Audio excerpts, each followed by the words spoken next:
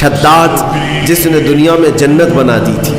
آپ کو اگر میں یہ تاریخ سناؤں تو حیرت ہوگی کہ ایک کشتی، میں آپ کو بتاتا ہوں، ایک کشتی میں سفر کر رہے لوگ، کشتی میں اچانک پانی چڑھ گیا اور دھیرے دھیرے کشتی ٹوٹ گئی اور طوفان کی نظر ہو گئی، جتنے تھے سب ہلاک ہو گئے.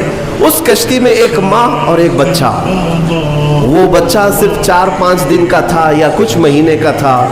ماں جو ہے ایک تخت کو پکڑ کر کے اپنے بچے کو تخت پر لٹا دیتی ہے اور خود ڈوب جاتی ہے. اس کشتی میں کوئی موجود نہیں رہا. ایک بچہ 4 دن کا یا 6 دن کا وہ تخت کے سہارے بہتے بہتے کنارے تک آ کر لگ گیا. ایک قافلہ وہاں سے جا رہا تھا، انہوں نے بچے کو زندہ سلامت دیکھ کر کے اٹھا لیا. آپ کو میں بتاؤں، وہ بچے کو لے جانے والے لوگ اپنے گھر پرورش کرتے ہیں اور اس بچے کو ہی شداد کہا گیا ہے. وہ جو بچہ تھا جس کی ماں بھی مر گئی، سارا قافلہ ڈوب گیا، تنہا جو بچہ کسی کے ہاں کفالت میں کسی کے زیر نگی رہا، وہ شداد تھا. اور جب وہ تھوڑا سا جوان ہوا، اس نے ایک فقیر کو دیکھا یا کچھ فقیروں کو دیکھا، ان کی جھولیوں سے کچھ چیز گر گئی، وہ سرمہ دانی تھی یا کچھ تھی. روایات یہ بتاتی ہیں کہ شداد اس سرمہ دانی کو اٹھایا اور اپنی آنکھوں میں لگایا تو اسے زمین کے خزانے سب دکھنے لگ گئے، کہاں کتنا سونا ہے. وہ اس طرح سے کھودتا تھا اور سونے کا مالک بنتا چلا گیا. اتنا بنا کہ وقت میں اس سے زیادہ مال کسی کے پاس نہیں تھا. پھر اس نے ایک بار اعلان یہ کر دیا کہ اب میں جو ہے سارے دنیا کو پال سکتا ہوں. اس وقت ایک درویش نے آ کر کے اس سے کہا کہ شداد، تو اپنے مال سے زکوٰۃ بھی ادا کیا کر، فقراء و مساکین کو بھی دیا کر، اللہ تعالیٰ تجھے جنت عطا کرے گا. اس نے کہا کون سی جنت ہے؟ جنت کیا ہوتی ہے؟ کہا جنت عالی شان ہے، رب تعالیٰ کی بنائی ہوئی، جس کی ایک اینٹ سونے کی تو ایک اینٹ چاندی کی، زمین زعفران سے بچھی ہوئی، بہت خوبصورت جنت کا نظارہ ہے. اگر تو خیرات کرے تو اللہ تجھے وہ بھی عطا کرے. اس نے کہا مار کر کے، ٹھٹا مار کر کے کہا ہے ایسی بھی کوئی جنت ہوتی ہے؟ اس سے بہتر جنت تو میں دنیا میں بنا دوں گا.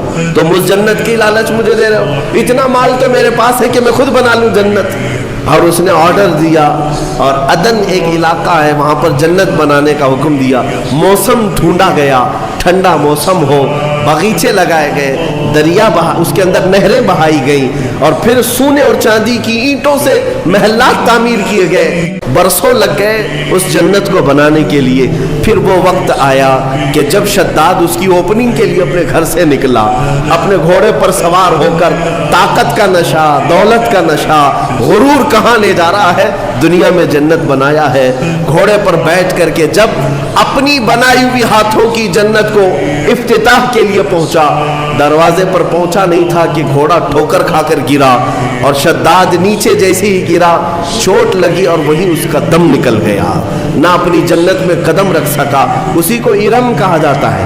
ارم جو ہے فارسی لفظ ہے، وہ شداد کی بنائی ہوئی جنت کو کہا جاتا تھا. عزیزان گرامی وقار، ملک الموت اسرائیل علیہ الصلوۃ والتسلیم سے میرے آقا صلی اللہ تعالیٰ علیہ وسلم نے سوال فرمایا تھا کہ اے اسرائیل، کیا تمہیں روح نکالنے کے درمیان کبھی ایسا لگا ہے کہ اس کی روح اچانک اس وقت میں نکالی جائے؟ تو حضرت اسرائیل علیہ السلام نے جواباً یہی 2 باتیں کہی تھی. ایک وہ وقت تھا جب پوری کشتی ڈوب گئی تھی اور ایک بچہ تخت پر لیٹا جا رہا ہے اور مجھے حکم ہو رہا ہے کہ اس کی ماں کی روح قبض کرو. کس کے سہارے اس بچے کو چھوڑا جائے گا؟ لیکن قادر مطلق کا حکم تھا، سارے لوگوں کی روح قبض کیا بچے کے علاوہ. یہ فرشتے کو تک نہیں حکم ہے کہ تمہیں اس کی پرواہ کرنے کی ضرورت نہیں، اس تنہا بچے کی کون نگہبانی کرے گا، اس کا حکم نہیں. ماں کی روح قبض کر لیا. اس وقت مجھے تعجب تھا کہ اس بھرے سمندر میں اس تنہا بچے کو دیکھے گا کون. لیکن پھر دنیا نے دکھایا کہ اس بچے کو صرف دیکھا نہیں گیا بلکہ دنیا کا سب سے بڑا امیر بنایا گیا. پھر آپ فرماتے ہیں دوسرا وہ وقت تھا جب اس نے اپنی پوری جمع پونجی خرچ کر کے جنت بنائی.